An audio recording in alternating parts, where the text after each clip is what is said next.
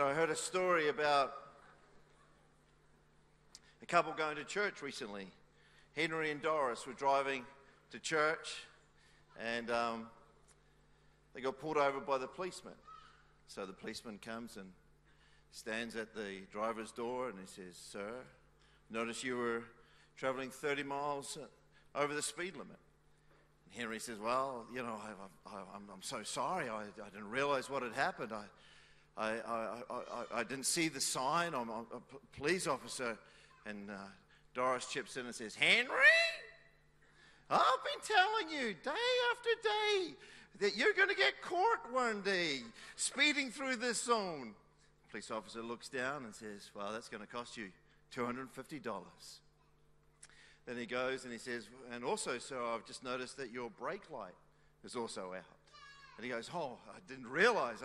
I can't believe that. I'm so diligent. I'm so Henry, I've been telling you to fix that brake light.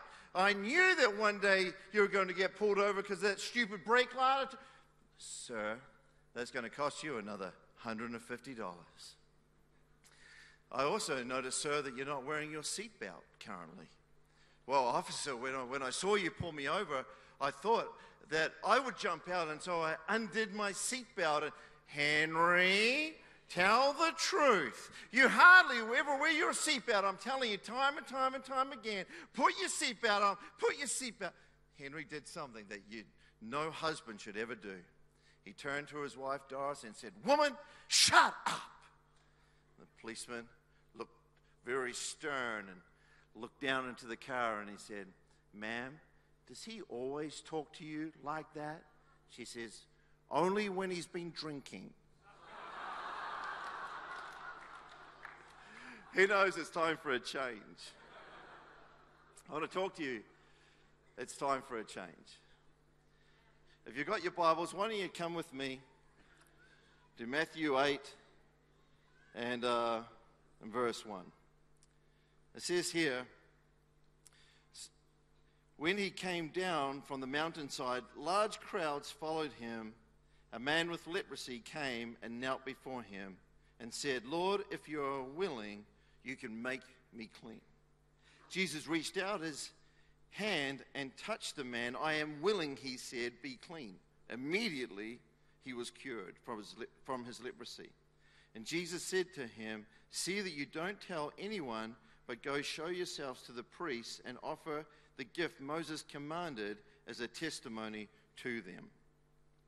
And tonight I just thought, we're not going to talk a long time because we want to pray for people. A lot of people have come tonight specifically to be prayed for because of challenges in their world. But here's an interesting just little passage about a story with a man with leprosy who was following Jesus in a large crowd.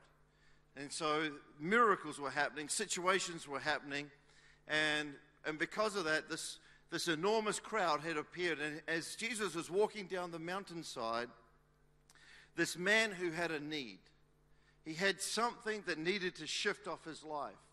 Even the thought that he was in the crowd was pretty amazing, because if you had leprosy, you were unclean. You were supposed to be by yourself. There was isolation. There was, you're supposed to be removed from the population because you could catch this thing. There was a feeling of uncleanliness or unworthiness. Sometimes that's exactly what sin makes you feel like you don't belong, and it can separate you from people.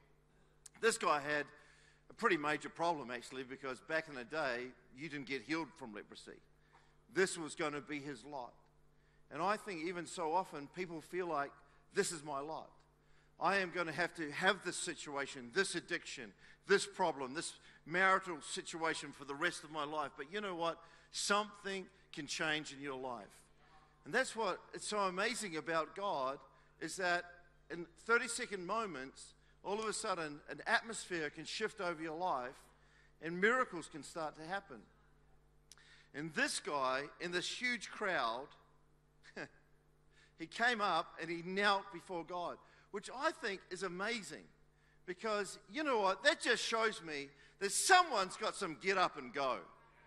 I mean, how many other sick people would have been in the crowd of maybe 5,000 people? There must have been 1,000, 500, let's say 200 other sick, dying people. But this guy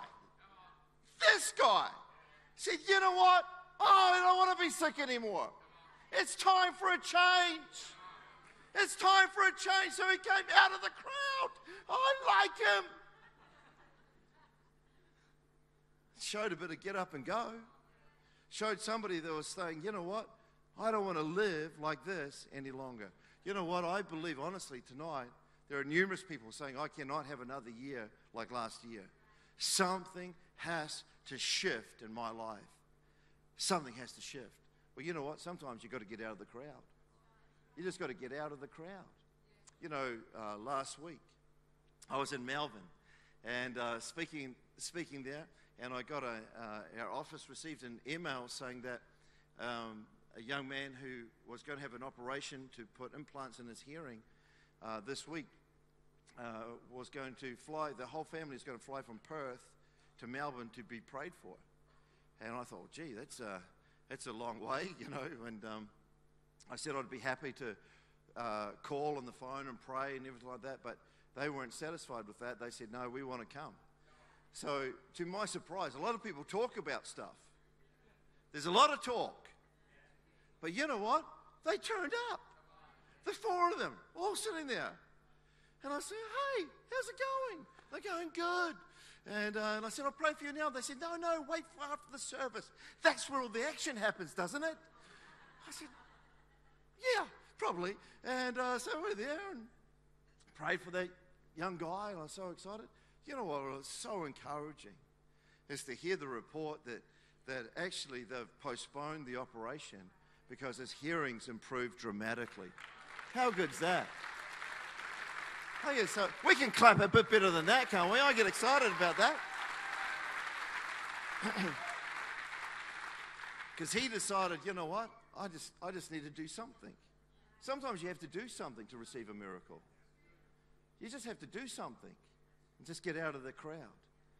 The crowd can stop you from receiving your miracle, no doubt about it. Those voices in your head, those voices are as real as you can imagine.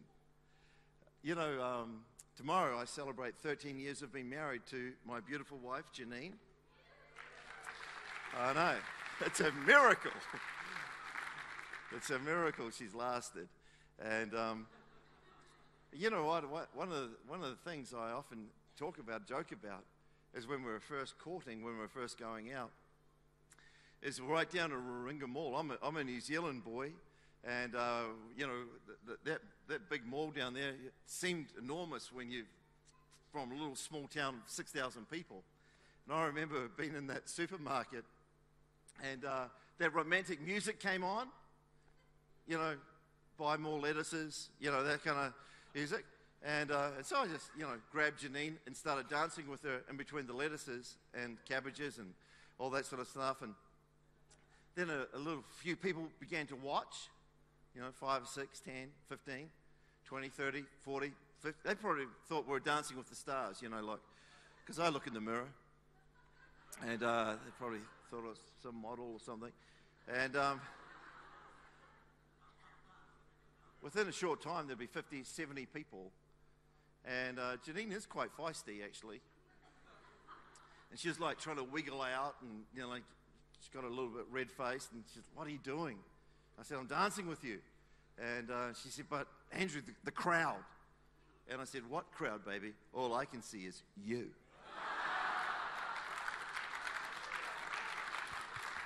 It worked. She loved it.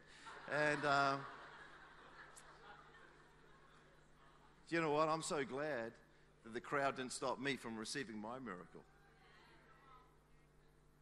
Receiving my miracle. You know, the crowd can dictate. Those voices in your head can dictate and shape your future. But if you can let the crowd go, say, you know, I'm not going to listen to that. That's what this guy did. He basically was like, man, here's a chance.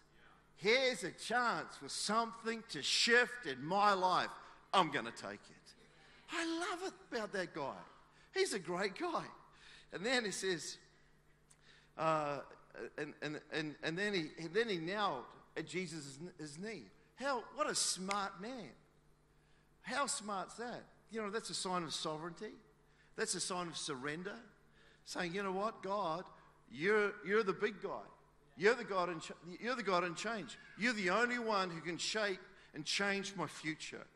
And he said, Lord, which was just like pronouncing almost his salvation, saying, God, today, you're in control. You know what? Whether you like it or not, actually, God is in control. So whether you give him these moments to do the thing that he needs to do, he can change your world. He can change your whole life. A 30-second moment, moments like this.